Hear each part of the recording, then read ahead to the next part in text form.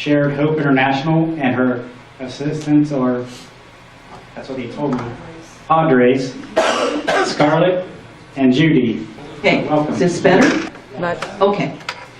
My name's Memory Ryan, and I am an ambassador of hope with Shared Hope International, which is an anti-human trafficking organization that was created in, I think it was 1998, by Linda Smith, who was at that time a congresswoman. She went to India, saw human trafficking firsthand, children being trafficked, and decided to do something about it. So she formed this organization, which basically exists in order to prevent human trafficking, to restore the victims, provide services for that, and to work legislatively to get laws going so that we can outlaw this and get rid of it, hopefully once and for all. But I am not alone tonight. I have two buddies, Scarlett Hudson and Judy Malone, and they will be hopping in and out as we talk up here today. And what we plan to do is give you a picture of human trafficking. So let me ask, first of all, have you heard of human trafficking? Do you know anything about it? Okay, that much. Okay, that much. That's what we got, that much. Okay. This is the trafficking in human beings for the purposes of domestic labor and sex is a $50 billion a year business. In the United States, it's $15 a year, $15 billion a year. And this is dealing in human beings like you deal in drug running or gun running. You basically kidnap people or lure them into the business and sell them for sex and domestic trafficking. About 46%, I think it is, and numbers are approximate. This business exists in the shadows of society. So accurate numbers are hard to come by, but about 46% of the people who are trafficked are in sex trafficking, and half of those are children. So I'm speaking to you today as real estate investors who certainly are liable for many things, and you want your property to remain good, and you can turn it over well and support yourself with it. But it's really a matter of being parents, sisters, brothers, friends, uncles, aunts of children. And children are taken into this industry even as infants, or taken as preschoolers, or little kids in grade school. We'll get into that more, but I know that you have certain concerns as real estate investors, okay? You want to know how to identify this if it occurs on your property. And so that's what we're here to talk about tonight.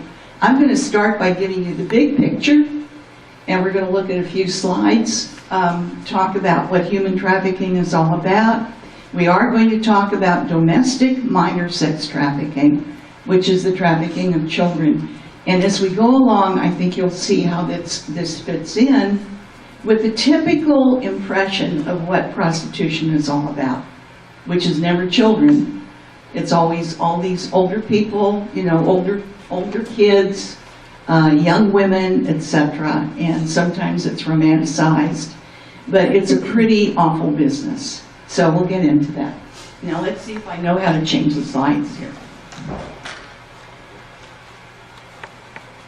Okay. What is sex trafficking?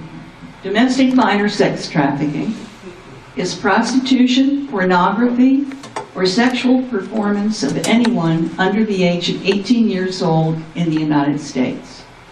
Human trafficking and sex trafficking both go on. It's rampant. Human trafficking, they recruit, harbor, transport, and obtain some people, human beings, for the purposes of labor, services, or commercial sex act through the use of force, fraud, or coercion. Sex trafficking itself happens when a commercial sex act is induced by force, fraud, or coercion, or in which the person induced to perform such an act has not attained 18 years of age. Now, in the United States, about 100,000 children are exploited annually. To give you a better idea of how this goes about, in Ohio alone, the Governor Kasich had a task force report for 2012, and in that they determined that over 3,000 children in Ohio alone were at risk for this. And of those, over 1,000 were actually trafficked, and about 50 some were rescued. And in that number of whatever it was, 56 or 52 or whatever, there were a few of them who were 5 and 6 years old. Now that's a crime shame. Okay. But 100,000 children are exploited in prostitution each year. And 12 to 14 is the average age of exploitation. It does happen younger, does happen older, up to late teens and even early 20s. But that's a very popular age. Traffickers prey on vulnerable youth. They have histories of abuse. They're runaways, homeless, throwaway children. They're lonely or disconnected. So there are children out on the streets. They've been turned out by their families or whatever. They're homeless children. There are traffickers everywhere just waiting to pick them up.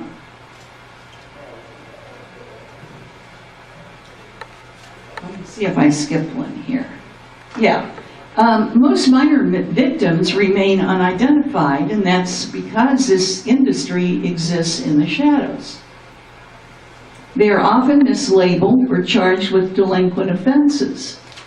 And common perceptions are that these children, young women, are prostitutes, they're sluts, promiscuous, they're gang members, they're delinquents, truants, runaways, and always female. But that is not correct, because 1 in 5 is a boy or a young man. And they're not always runaways or truants or juvenile delinquents, because some of them come from just average homes. And it goes on in the shadows. I'll get this right here in a minute. Okay. In average families, and this happens in poor areas, middle class, upper class areas. These children can be spotted. This is a very sophisticated business. There are spotters that see somebody, and they follow them for a while. And when they sort of figure out like where they live, what school they go to, what they do they go to the parks, etc., they call in the recruiter, and the recruiter can sometimes be an older boyfriend. He introduces himself, very complimentary, becomes a friend and gets the trust of this young person who, as a teenager, as a youngster, is not really as wise as they will be 10 years later. So, they trust them. And they find themselves wrapped into the trafficking business. Okay, so this recruiter, this trafficker, has a conversation with them, buys some gifts, really nice stuff sometimes, and looks over their home life and sees where they are vulnerable. They ask them what their dreams are. And if, would they like to make a lot of money? If you work in this restaurant, gee, how much money do you make a week? Well, add a couple of zeros to that. I know how you can do that. And they get them sometimes into strip clubs as strippers, or photography. You're going to be a model. So this is going into pornography here. And by the way, these kids and these younger and older people in their late teens and early 20s, they don't keep this money. The pimps get it all. and they have a quota of what they have to bring in every night. And they get beaten up if they don't bring it in. And the violence is pretty bad in this situation. At home, typically, and at school, you can see these things rather than, you don't live on the premises, do you, of your properties? No, you sell them, you rent out, so you don't see all this. But of course, you're also parents and everything else. So you'll see changes in behavior, absences from school, differences in their dress, their attitudes change. Sometimes signs of abuse.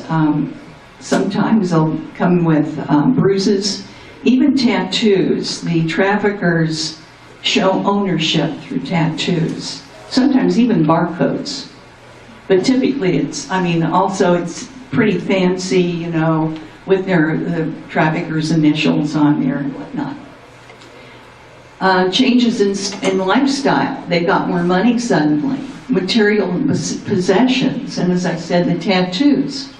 Now, tattoos are very popular, so if you see a tattoo on somebody, doesn't necessarily mean they're being trafficked, but traffickers do tattoo their slaves, is what they are. And changes in peers. They have a new boyfriend, new friends, gang affiliation, drugs, alcohol. Now, the process of getting someone into trafficking is that the pimp found a need and met it in the youngster that he approached. And the victim became very devoted to him, believed he was a boyfriend, etc., willing to do anything for him. And they do feel guilt because, you ask a kid, why don't you become a stripper? You'd be really good at that. And they might do it, they feel guilty. But the trafficker feeds off that. And they use fear a lot. There's probably lots of beatings, other ways of punishing people. They threaten their families. And the kids find themselves in an impossible situation. Sometimes videos were taken without their knowledge of their first rape. And someone will say, we're going to show this to your youth club or to your parents unless you do what I want you to. And if you love me, you will do what I want you to. And they become very close to this person. Okay, so they really feel trapped. Now, if you suspect trafficking, this is a 1-800 number you can use. And we do have handouts that you'll get at the end here. So we do have that on the handout. And it says, if you want to take action, you become an ambassador of hope. The three of us here are ambassadors of hope. And that means you're a volunteer. That's what they call you at Shared Hope International. You're an ambassador for them. Take the Defender's Pledge. That's a program for men. And because mostly the ambassadors of hope are mostly women, but not all of them. There's a couple of friends of mine who have become, male friends of mine, who have become ambassadors of hope. But you can take the Defender's Pledge, you can make contributions and stay informed. And staying informed is pretty important. That's why we do this. We're in the education end of this. We go out and give talks, and I would invite you to keep our information. I have some cards here. Marcia knows how to get in touch with us, but we go to PTAs, we'll go church groups, professional groups. Anytime, anywhere, we'll try to make it. And there are a lot of other people doing this too. But also, Scarlett is actually on the street with the girls, and she runs a mission for them. And they're pretty desperate. And they become drug addicted. Right? You want to say anything about that? No. So, That's the sad news. I know it's kind of shocking. You all look shocked, and I don't blame you because it is shocking.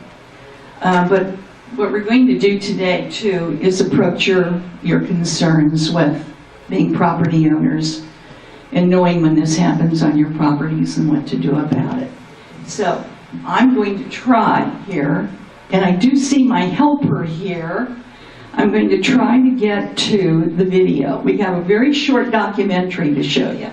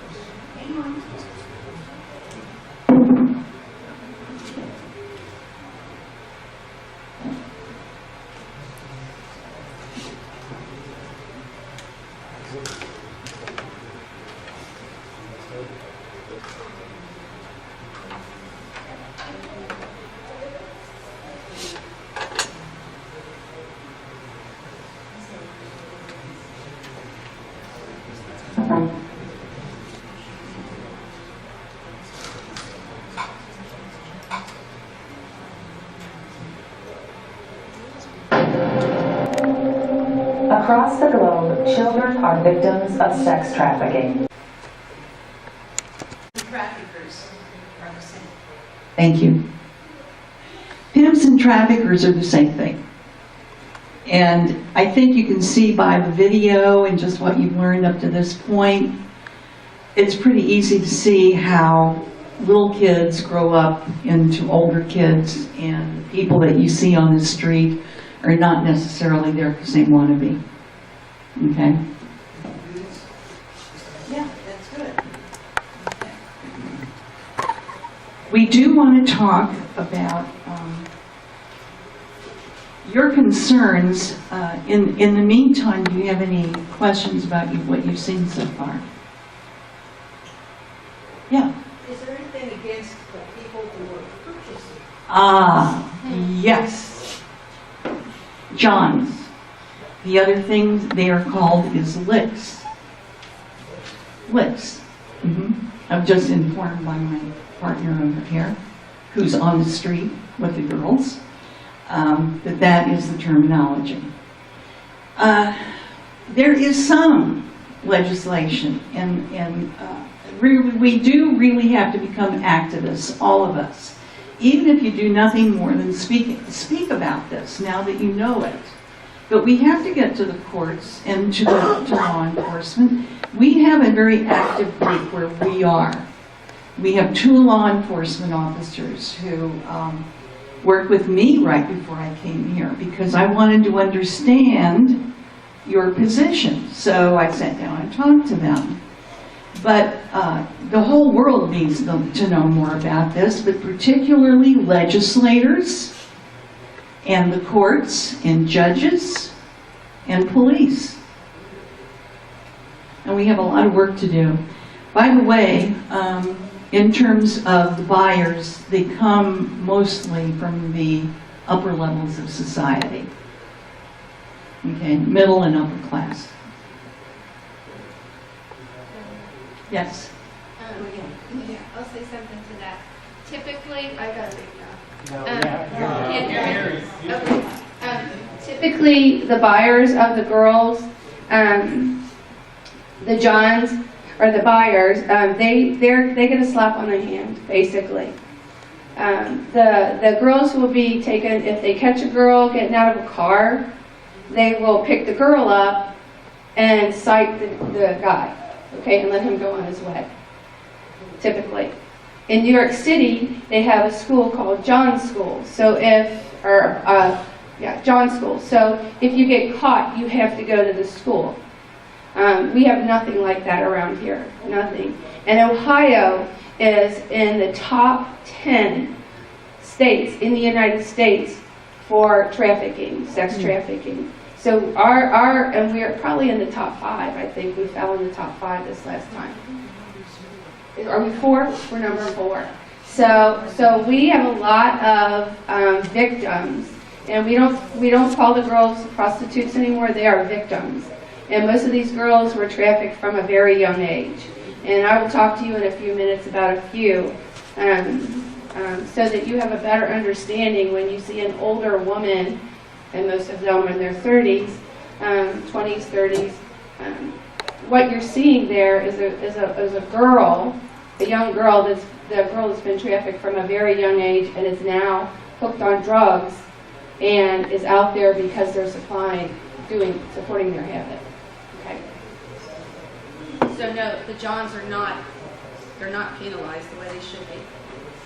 I understand that the reason why our numbers are going up in the rankings is because of I-70, I-75 being so easy to get onto. Yes. And they can be out of state in a matter of an hour or less. Right. Yes. Anytime you see a lot of heavy drug selling, you're going to see a lot of trafficking. They go hand in hand. So, they call 74 the corridor, Right. and so they'll come up 75, go across 270, go head over to Indianapolis, and so the drug people that are selling the drugs, the big drug people who are not the the dope boys we see on the street. These people have money. They live in fine houses. Their kids don't go anywhere near this. They're the only ones that can bring the amount of drugs in that are coming into the country and into our cities.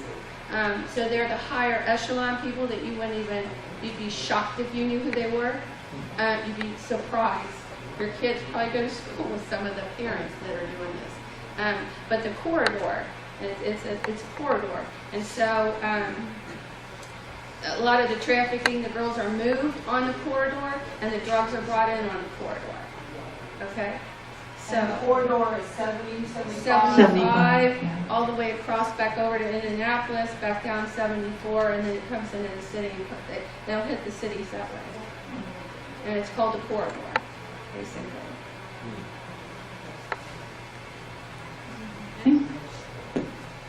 All right. I can show you a few more things here. We can talk about what we have prepared is guidelines for the prevention of human trafficking in your properties. And I just wanted you to know that the sources for this information that has been assembled came from these groups: Shared Hope International, the Ohio Crime Prevention Association, and the Crime Prevention through Environmental Design material. But the internet is also very, very full of information for you. Okay, warning signs of sex trafficking. Here are some of the demographics. Pimps and traffickers, they're the same thing, can be men or women. There are women involved in this. And buyers can be men or women, and they're mostly known as Johns or Licks. Victims range in age from very young through teens through adults.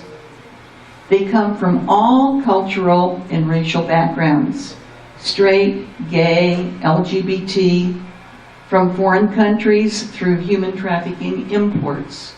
And there's, in round numbers, 15,000 kids a year, or human beings a year, imported into the United States for trafficking. So right now, as I understand it, there's a lot of young Russian girls that have hit the U.S.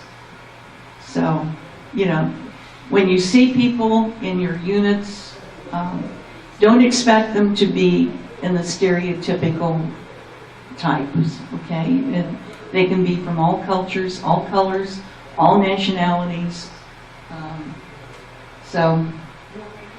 Sure. A lot of times you won't see a pimp with the girls. A lot of times you guys will not see a pimp with the girls in apartments and places like that. They'll put what they call, and this is a crude term, but it's called a bottom bitch. And basically what she does is she is head over that group of women for this particular pimp. okay? And so her responsibility is to make sure that the girls are making their quotas, that they're being good girls, they're doing what they're supposed to be doing, and that they're bringing the money back. This girl is the one that will, they will beat the girls up to keep them in line if the girls are trying to step out of line, or maybe they're trying to get away. They're the ones that are keeping them corralled in that unit.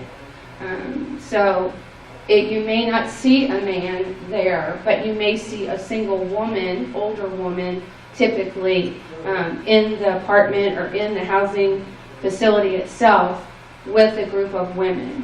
I just found out that on Paddock Road and Reading Road in Cincinnati, there's a house that one of our girls came into our ministry, and I hadn't seen her in like a month, and she said I was being held in this house.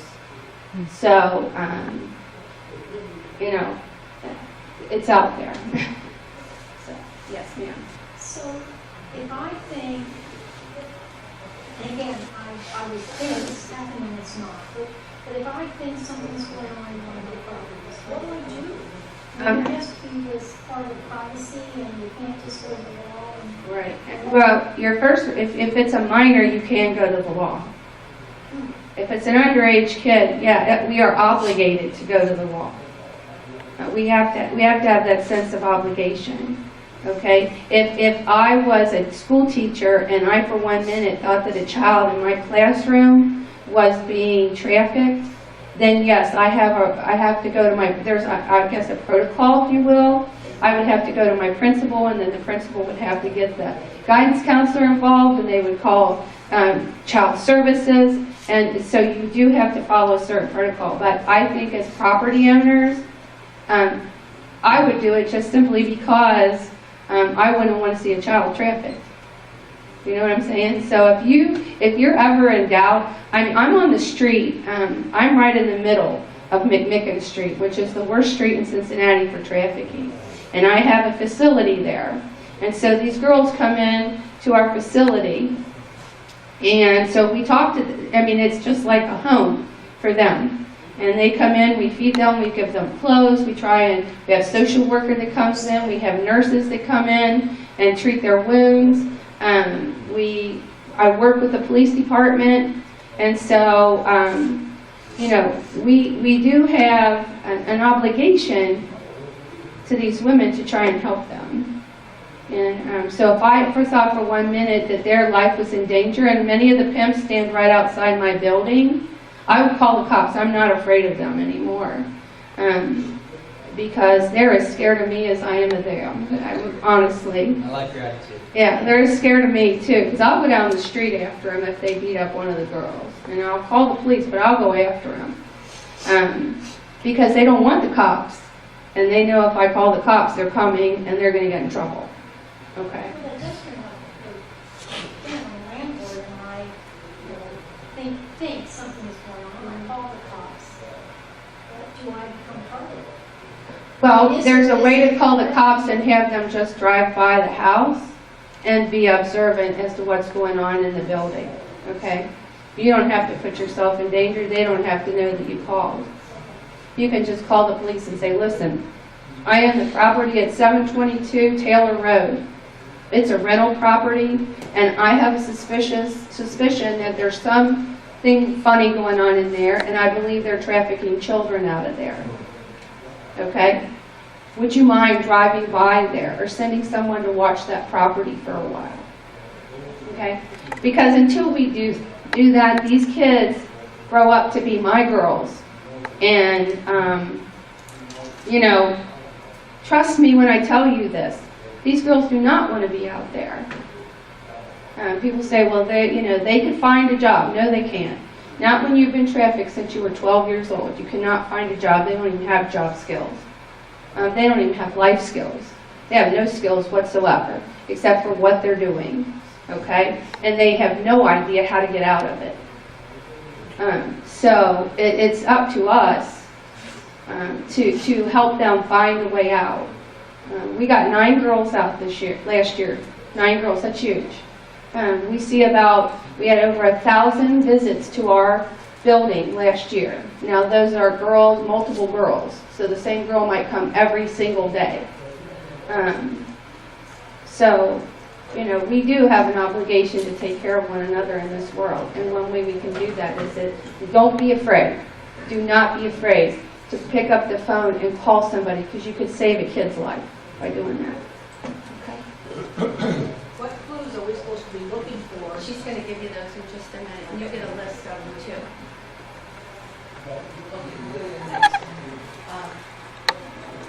You can tell the victims by the fact that they won't talk to you. Sometimes they're scripted. Anything they do say to you sounds like it's come off of the script. Okay? They're fearful of eye contact. They are tense. They won't look you in the eye. Even their pimp, they won't look in the eye. You won't see them looking at the pimp in the eye. Show signs of physical abuse. There are drugs, so substance abuse, and the ownership tattoos that I talked about before. They are tense. They're very anxious. They're fearful for getting beaten up. For if they talk to anyone, they're going to get it from their pimp. And the pimps, as Scarlett told you, they are always close by. They can be loitering, hiding, you know, just sort of waiting in bars or hallways or whatever. So anytime you see loitering, it's always a sign. The girls are dressed inappropriately for the weather. They're not well dressed, right? They, you know, nobody cares about their discomfort. And when there's a group of them, they call the girls that they live with sisters. And the unit that they live in is a stable, and they call their pimp daddy. So if any words are thrown around and you hear those, it's the vocabulary of trafficking. Yeah? Do they sometimes have children? Yes, they do. And they can. And as a matter of fact, when someone has been in this business a long time, being sold constantly, and they do have a child, sometimes when that child gets old enough, they might go out on the street with them. Do the pimps sometimes father the children of these women? Father the children? Well, probably. Don't you think, Scarlett? Yeah. But the child is not necessarily the pimp's child. Okay? Okay. And the pimp does escort the girls to wherever they're going to leave them in areas where prostitution is pretty common. And that's called a track. And they actually track the girls. They don't leave them alone. You know, they want to know where they're going, who they're with, how long they're there, what kind of money they got, and so forth. So they don't let them out of their sight. And then, of course, if you have a rental unit where prostitution is going on, you're going to find traffic. Okay, people going in and out. Men and women. Okay, you can identify pimps and traffickers, numerous night visitors, which are the Johns or the Licks. Many are younger, and they're not necessarily all from upscale environments, but that is typically where the buyers come from. Go through your trash cans. Drug paraphernalia, liquor bottles, overabundance of these kinds of things. Anything with blood on them, you never know. And then, of course, you'll find loitering. They'll be hanging around in cars, just sitting there, or standing around the perimeter of the building. You can modify your properties to discourage criminal activity. Now, a clearly posted address helps with, let's say, identifying the building quickly if it's being reported to the authorities. If someone calls and says, something's going on here, but I can't see the address. Well, the address is going to help them a lot, and as well as getting the police there. And then controlling the flow and access to buildings and parking lots. If you have lots of exits where people can run out, or a parking lot where a chase can take place and they can easily get away. Just look at your property, and that traffic is going to encourage them or discourage them of using that property, the traffic flow. And then sometimes encouraging a sense of community among renters and condo people and homeowners. It's, you know, if there's an active community of people and they know one another and they can talk to one another and they can share with one another what they've seen and heard, but also there's so much participation that traffickers don't want to be part of a place that has community associated with it, because they want to stay hidden. And anytime you find graffiti or vandalism, go ahead and remove it promptly, get it fixed, and keep it looking clean and fresh. And then that also draws the kind of clientele you really want, and not the traffickers. Applications, of course, you're very familiar with that, far more than I am, but there's a lot to an application. Areas in which you can identify criminal activity or suspicious activity, someone who is going to sign their name, but maybe it's kind of illegible, not going to be very frank with you about things, not be very forthcoming. And the last thing to mention is the landlord training programs. Okay, what did I do? There. There are two. Well, first of all, we come from Cincinnati, in the Cincinnati area. And the program in Cincinnati is at this website. And you will have a handout on this. But it is a very, very complete program, and including the crime prevention part. And then Columbus has a program. I couldn't find too much there, but they do have a running program. So, and the one in Cincinnati I know, well, this is free. It's Saturdays from 8 to 5, and it's every Saturday between now, and I can't remember what the end date is, but I think it's spring sometime. So if you wanted to go down there, you do have to register. Okay? Any comments, questions? You know, it's kind of a topic that we didn't come in here really to get laughs. It's very, very serious. And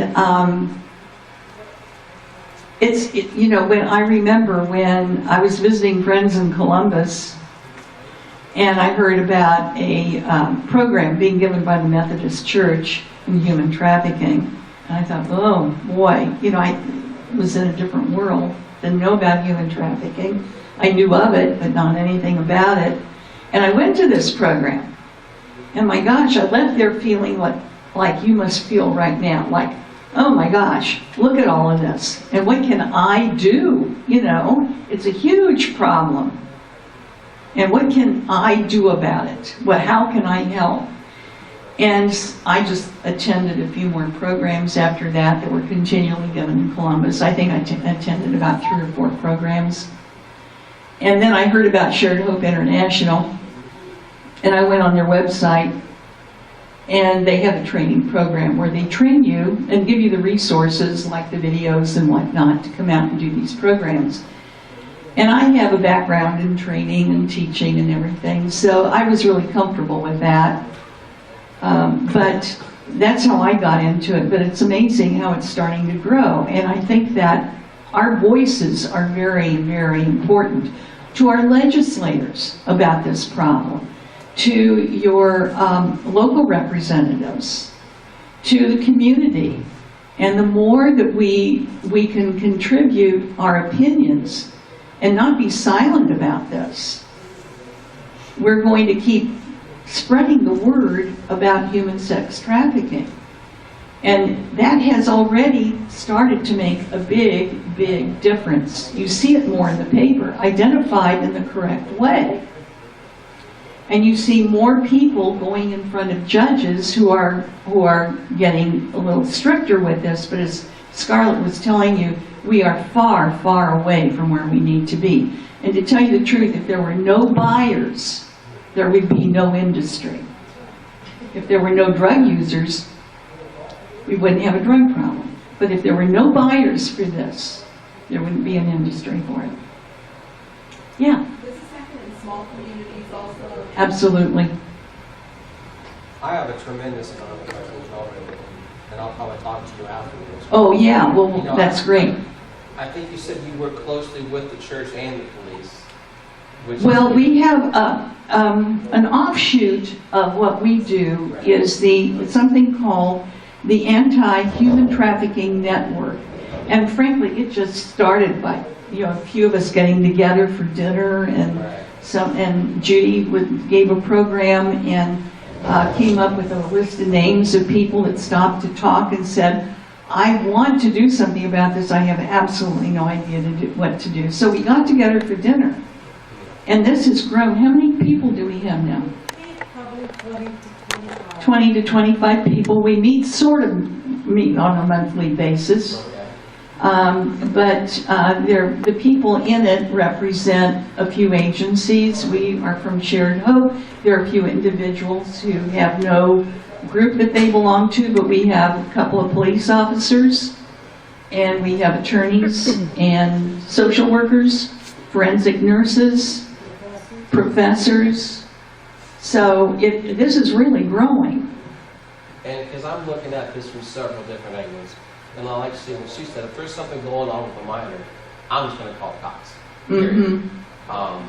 But sometimes eliminating buyers, if you can do that, great. But sometimes if the issue of the apartment, you can bring these people into church, or give them a way out. If that's the best thing, I want to do that. Oh, But I also want to get killed. Yes, and by the way, if you see someone on the street that you think is being trafficked, it would be very dangerous to try to do something right then and there. Exactly. Yeah, And so that's dangerous what for them is, and for you. How do I, without being stupid and dumb, what do I just simply stay away, call 911, or can I contact you? I have a friend who said they would leave bars of soap in their hotel room with Yes. the phone number for the Oasis or stuff like that. As a landlord, is there a way that I can?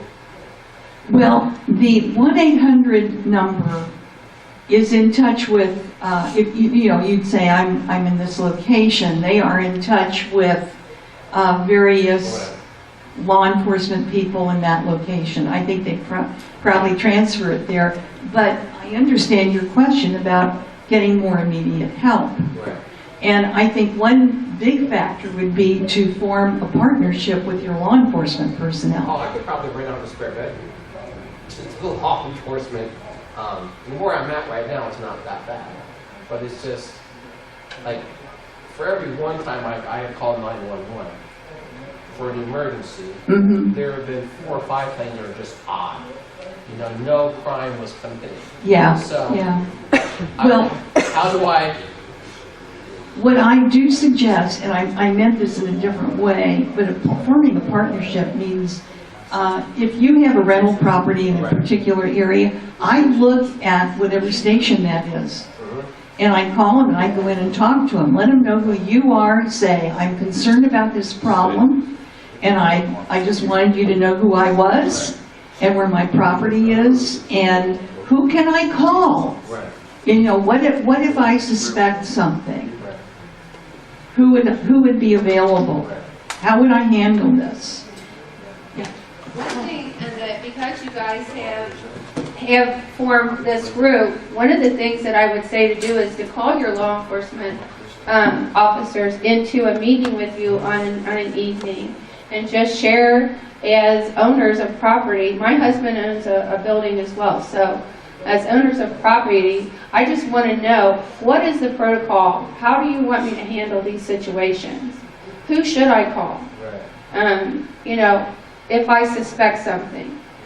Because that way you're engaging them. They just think you're not some crackpot Right. out there, you know. And they take you seriously, you know, that you are concerned for the well-being of the persons Right. and also for the well-being of your physical property Right. that you own.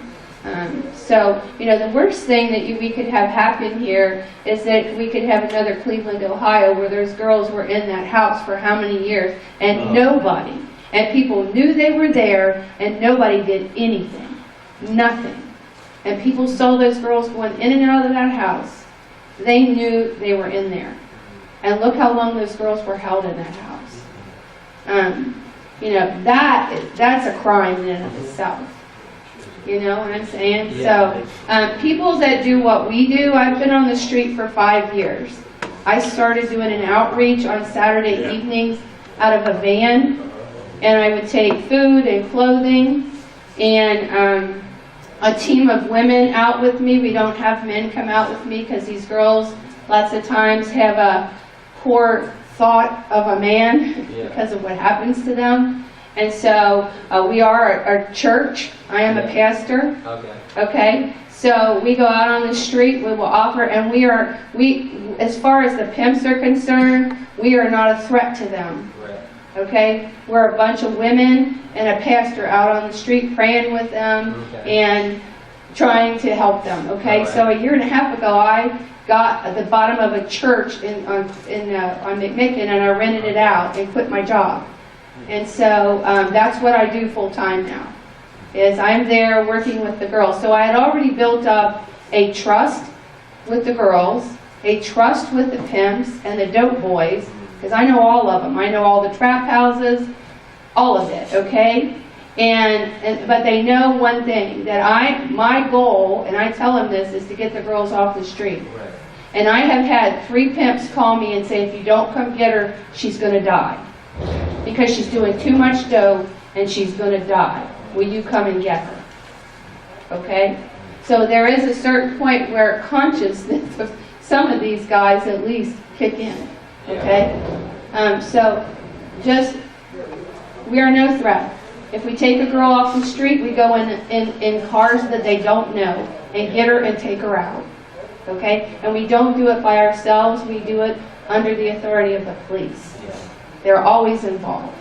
Police come in and out of my building and the girls are in there. Okay? They will just walk in. So, you know, I'm not some lone ranger out there trying to do whatever. I have alarms on the building. There is protocol in place should something happen. No men are allowed in the building. No men are allowed in the building, because I don't know what they're going to do if they get in there, you know? So yes, it is. We do have an obligation to help these people, and especially the children. Most of my girls, their moms brought them out there, their uncles, their grandpas, their brothers. Okay, turned out by those people in their family. I have transgender boys that their moms took them out on the street with them the first time. I have girls that their moms shot them up at 13 and put them out there. Okay? So when you see a girl on the street that's 30, don't look at her as a prostitute. Look at her as, hey, what happened to that girl? Why is she here? And what can we do to help her find a way off the street? If I was a guy, do not approach a girl by yourself. Go with a woman. Okay? Take your wife. If I had a husband and wife that wanted, a man that wanted to go out with me, he has to bring his wife with him. Because he's not going out with me unless his wife is there. Okay? So my husband won't even go with me on the street. Because he cries the whole time. He went out with me once and cried. He couldn't handle it, because he couldn't handle what he saw. It was too hard for him. He's a big old buxom man. He's a man. Okay? And he couldn't handle it. It just broke his heart to see what happened out on the street. So, you know, we have a problem, and we are number 4 in the United States. Okay, we have a huge problem, and people just need to be aware of how bad it really is, and watch your children, because around like when the Reds they had the big game down in Cincinnati. They will collect kids, okay? They will collect kids. Super Bowl's the worst thing. They'll collect them, they'll bring them into hotel and vans, they'll rent the room, they'll bring the van around the back, bring the girls in, and then it's party time for all the yahoos that are there for the Super Bowl, okay? March Madness and you do. Yeah, Same it's thing. terrible. It's awful. It's awful. You know, it's terrible. And this is someone's daughter. This is someone's sister. This is, you know, someone's granddaughter. And that's the way I would look at it, you know. If you want to read a story about a girl and she's from Columbus, Ohio. Her name is Teresa Flores, and she's the one that puts the soap. The soap project is hers. And go read her story online on YouTube. Teresa Flores, Flores. She was trafficked out of her home. Okay? Her grandfather was a judge, I believe, and her dad worked for a Fortune 500 company. And she was gotten out of her school. There was a boy she really liked, and he invited her over to his house, gave her something, and videotaped having sex with her, and it was game on from then. He threatened her family, her father would lose his job, I mean the whole 9 yards. The gamut was run with that one. Okay, and they didn't find out for 2 years, and she was trafficked out of her own home, sneaking out at night to go be trafficked because she was afraid for her family. Okay, and this is from a rich girl. She wasn't from a poor neighborhood. So it does, right now it knows no socioeconomic structure here. They're picking up anybody and everybody. So what does the internet have to do with this? Does that have The back page? well, Okay. I'll Okay, back page is in big trouble right now. Shared Hope, they're in trouble, okay? Because you can buy a girl off Backpage. Backpage is you could go. It's like Craigslist, and you go in there, and I'm not going to tell you how to get there, but you can go in there and look for girls. And we do go on there. My team does go on there, and we will contact a girl from Backpage. We'll call her up or text her and say, "Hi, my name is," we don't tell her who we are, and I'll always get $165. That's all I get back. And that's what she is an hour, okay? So my next comment to her is, "I'm a pastor. I would like to talk to you. I'd like to take you out to lunch just to talk to you. Would you meet me somewhere for lunch?" And I know several girls that they've gotten off the street like that, okay? So the Backpage is going down. Thanks to Shared Hope International. Backpage is going to be dead. And so you can find girls on Backpage ranging from age 12 to however, and it's terrible. Worst thing, media is good when it's used for the right purposes, but it's terrible when it's used for purposes such as this. Mm-hmm. So your own kids could be doing it and you wouldn't even know it. These girls are videoing themselves in their own bedrooms. Literally. I was shocked. I was asking about, Yeah. on Facebook, if the girls are getting, somebody friends them or whatever that they don't. If you look at my Facebook page, 50 girls on there are active girls on the street. Do the pimps use Facebook to get girls? Most of the girls that I work with don't have pimps anymore. They've gotten too smart for that. The only reason they're out there now is because they have a drug problem, a heroin or a crack addiction. So they're just on their own?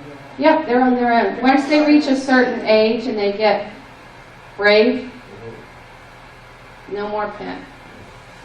So do the pimps typically drug users? Here's what happens when a girl gets a certain age. They get a butter pimp. A butter pimp. A butter pimp is a dope dealer, okay? And basically what happens is he will make sure this girl has dope even when she doesn't have money. Because once she goes out and makes money, she'll bring the money to him and he holds it like a checking account. And So when she needs the dope, he will give her the dope, and when she doesn't bring any money in, she has a checking account that has a little bit of stored money on her account, and so he'll give her enough dope to get her well, so she's not sick. So does she have a pimp?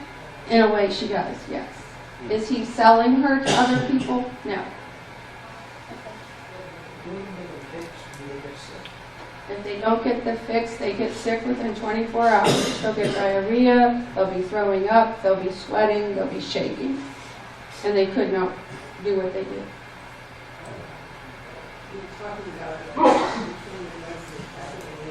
Drugs first, trafficking second, or the trafficking starts and the drugs.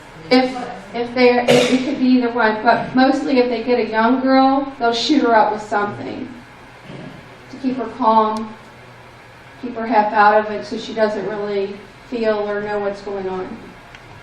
So that's how it starts.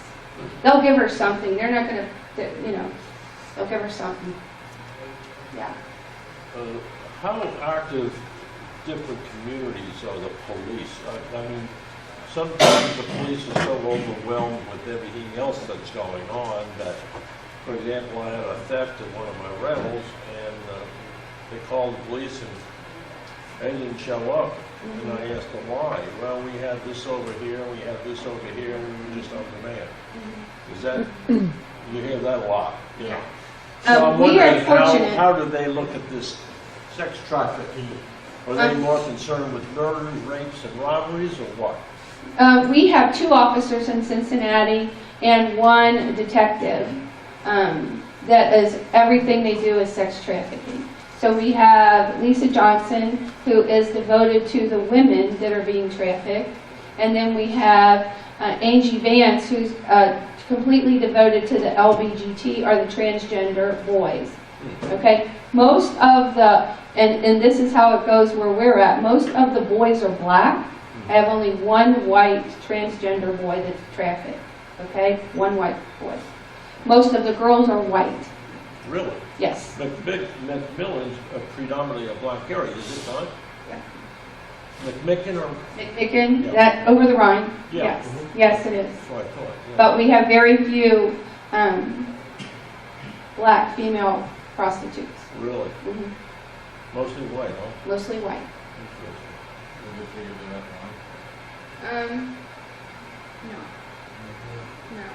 No. The girls tell me that the black women will not do what the white women will do. And I'll leave it at that. Well, you guys are like the Narcan for these prostitutes, because you're the end. Is anybody doing the things about stopping them, educating the parents and the kids before they go? That's what we do. That's what we try and do. We have a video called Chosen, and it can be shown to 6th graders, 7th graders, 8th graders, church youth groups. It should be shown to every youth group leader in the country. Yes, we can educate them. We can educate the parents. We'll go anywhere, anytime, schools, PTAs, organizations, churches. If you've got a place to go, we'll get somebody there to do it. When we're finished, there's a lot of handouts that we're giving out, and they have a great deal of information that will tell you about what we do, how we educate people, what we do with our talks, and what resources we have. And all of us be happy to give you our information that you could call us or talk to us about any personal questions you would have. But when we leave, you'll see the handouts. We'll go around and just pick out what's interesting to you. Some of it is shared hope, basic information. Go on the website. There's tons of, www.sharedhope.org. But I think you'll find the handouts very informative. I know the focus is about the children, and the comment is made that there's no buyer, there's no prostitution. Are there programs, I want to say openly, because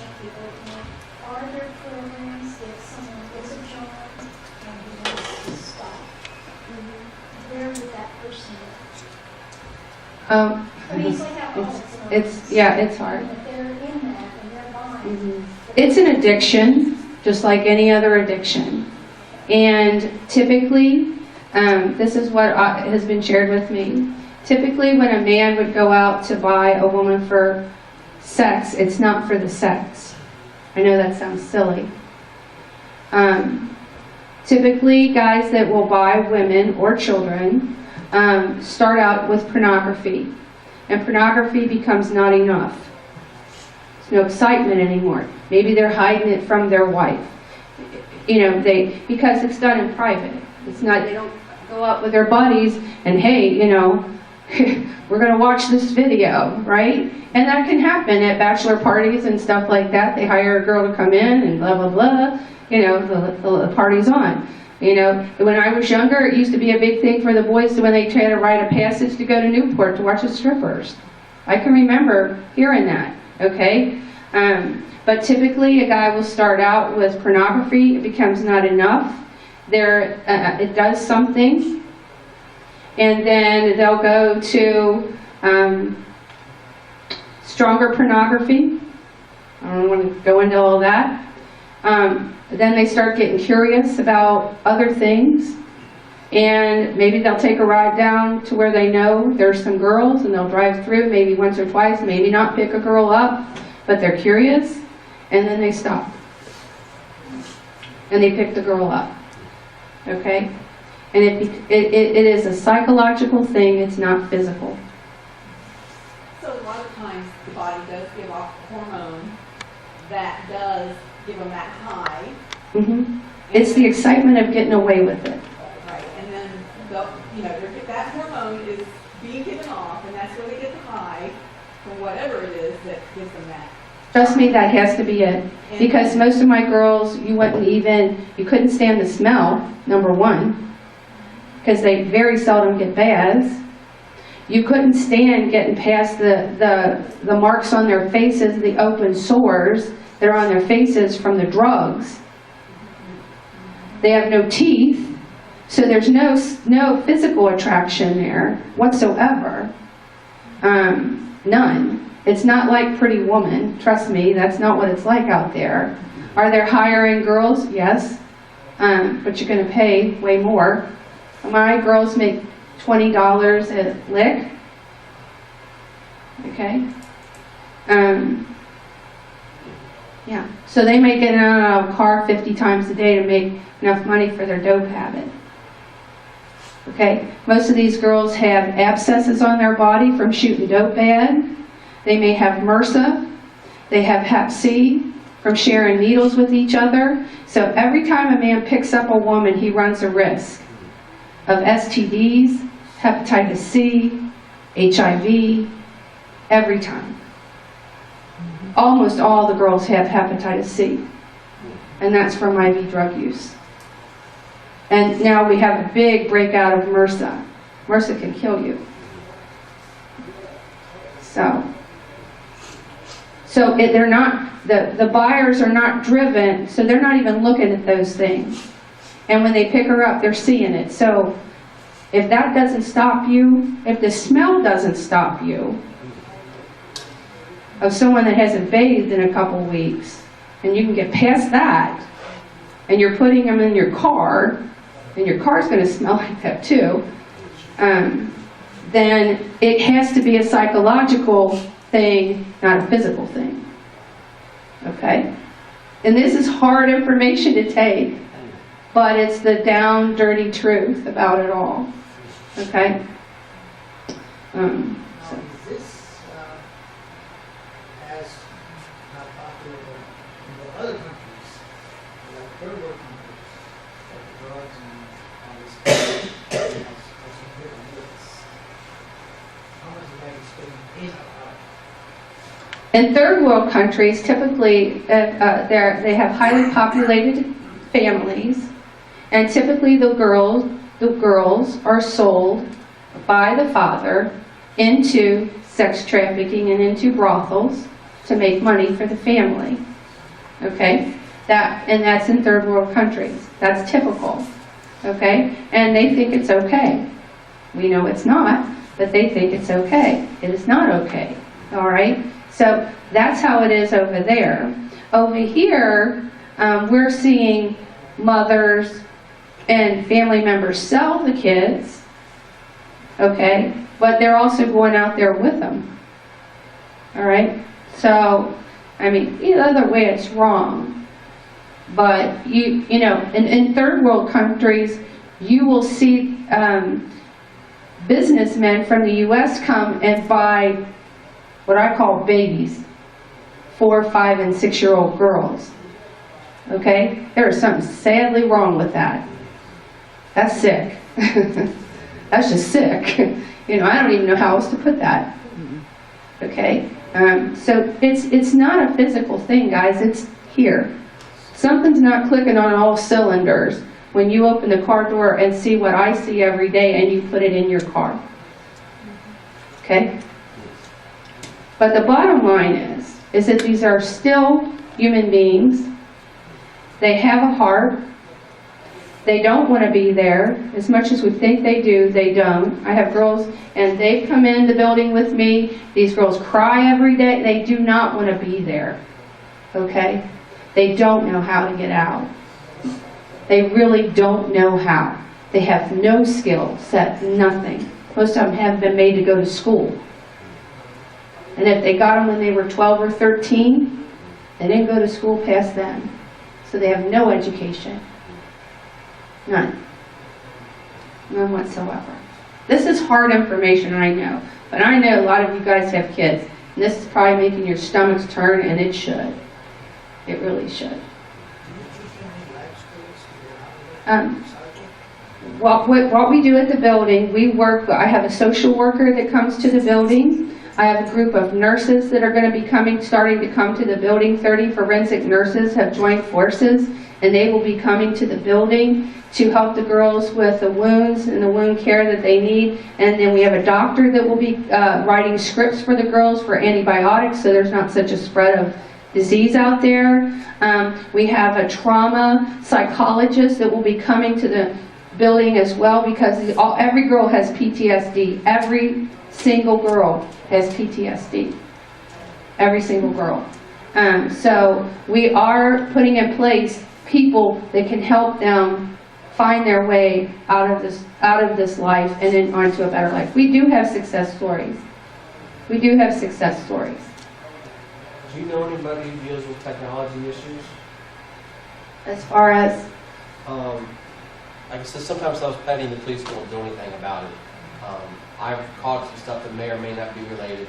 But like somebody changed the passcodes on my Match.com account to say that I was looking for a woman 18 to 35. You know, I reported it to the police. You know, Kettering Dispatch, they call it DNA computers. They've helped people get viruses off of their computer. I taped a note to the door of the FBI, which I'm sure they've probably got better things to do. Right. But, you know, I'm trying to cover my tush. Right. So there's got to be somebody out there who knows how to, you know, sometimes it's a tech issue, you know, just big screen, small phone, but right. I've had enough stupid stuff happen. Right. That, you know, somebody's trying to cause problems for me. Right.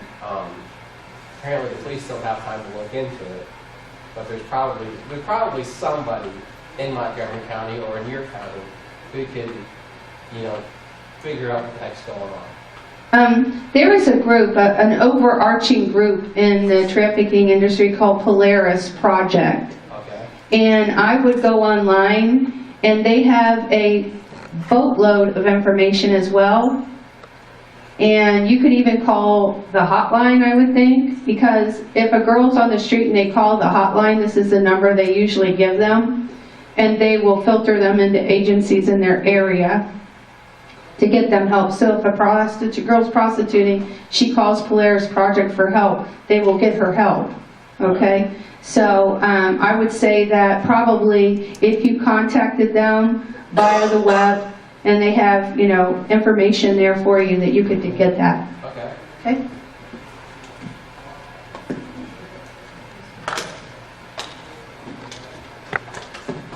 Okay, well, it's been full evening, lots of questions. We're really glad to get them. We're glad to talk to you about this, whether it's here or afterward. And I have my cards up here. Judy has some with her. But you can contact any of us if you want to talk to Scarlett and you don't have her number. You can call me or Judy, you know. And Marcia knows how to get in touch with us. But really, also, there's handouts. Don't forget the handouts. I hope you've all signed our sign-in sheet. But please keep us in mind if you know of a group that would like to hear what could benefit from hearing about human sex trafficking. And as I say, we just sort of all got into it in our own way, through our own path, and we met up together, and this is what we do. So, anyhow, it's been a pleasure being here, and we'll be glad to talk to you afterward if you like. Okay? Thank you.